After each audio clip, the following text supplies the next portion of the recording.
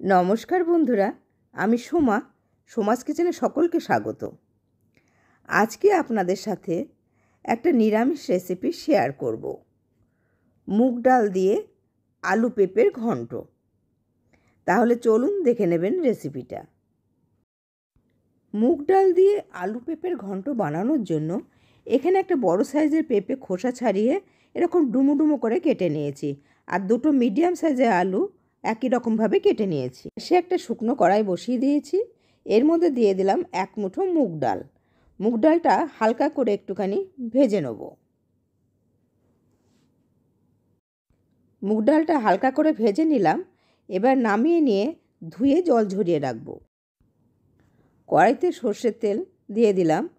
তেলটা গরম হয়ে গেছে। এবার এর মধ্যে আলু আর পেঁপের টুকরো দিয়ে দেবো। আলু আর পেঁপের টুকরো আমি দিয়ে দিলাম।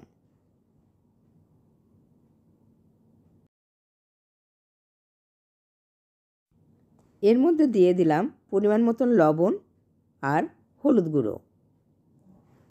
আলু আর পেঁপেটা খুব ভালো করে একটুখানি আমি ভেজে নেব। আলু আর পেঁপেটা হালকা লালচে কালার আসা অবধি আমি ভেজে নেব।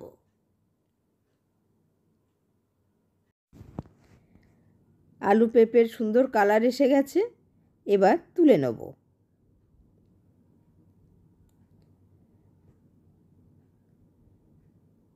সবটা তুলে নিলাম।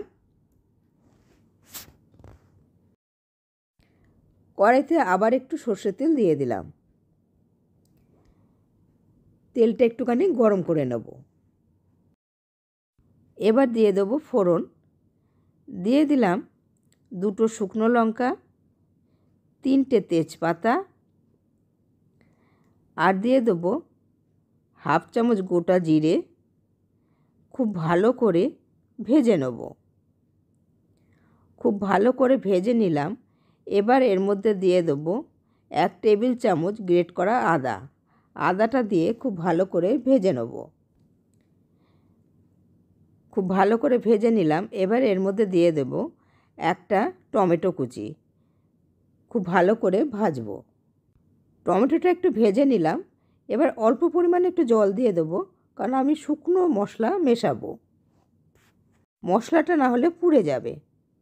এবার এর মধ্যে দিয়ে দেবো 1 চামচ পরিমাণে হলুদ গুঁড়ো, হাফ চামচ কাশ্মীরি লঙ্কা গুঁড়ো, আর হাফ চামচ জিরে গুঁড়ো। খুব ভালোভাবে কষিয়ে নেব। মশলাটা খুব ভালোভাবে কষিয়ে নিয়েছি। এবার এর মধ্যে দিয়ে দেবো যে ডালটা আমি ভেজে ধুয়ে রেখেছিলাম জল ঝরিয়ে, সে ডালটা আমি দিয়ে দিলাম। মশলার সাথে খুব ভালোভাবে ডালটা কষিয়ে নেব। অল্প একটু জল দিয়ে ডালটা কষিয়ে নিলাম। এবার এর মধ্যে দিয়ে দেবো ভেজে রাখা আলু আর পেঁপে। একসাথে কষিয়ে নেব। 2 চামচ জল দিয়ে খুব ভালোভাবে কষিয়ে নেব, না হলে ডালটা পুড়ে যাবে। রান্নার ভিডিও ছাড়াও আমার চ্যানেলে বেশ কিছু যোগব্যায়ামের ভিডিও দেয়া আছে। আমি ডেসক্রিপশান বক্সে লিঙ্কগুলো দিয়ে দেবো, আপনাদের ইচ্ছা হলে দেখে নিতে পারেন। এবার দিয়ে দেবো পরিমাণ মতন জল। জলটা এমনভাবে দিতে হবে ডালটা যেন একদম ঘেটে না যায়, আস্ত থাকবে কিন্তু সিদ্ধ হয়ে যাবে। এইভাবে পরিমাণ মতন জল দিয়ে দিলাম। 7 মিনিটের জন্য ঢেকে দিয়েছিলাম। আলু পেঁপে ডাল সুন্দরভাবে সেদ্ধ হয়ে গেছে। দিয়ে দিলাম হাফ চামচ চিনি, 2টো কাঁচা লঙ্কা, 1/4 চামচ গরম মশলা গুঁড়ো, আর দিয়ে দিলাম 1 চামচ ঘি।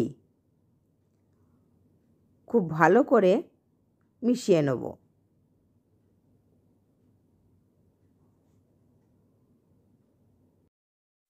আমার রান্নাটা রেডি হয়ে গেছে, গ্যাসটা অফ করে দিলাম।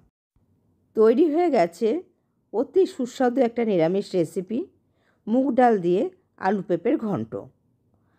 আপনারাও বাড়িতে ট্রাই করে আমাকে জানাবেন কেমন হয়েছে।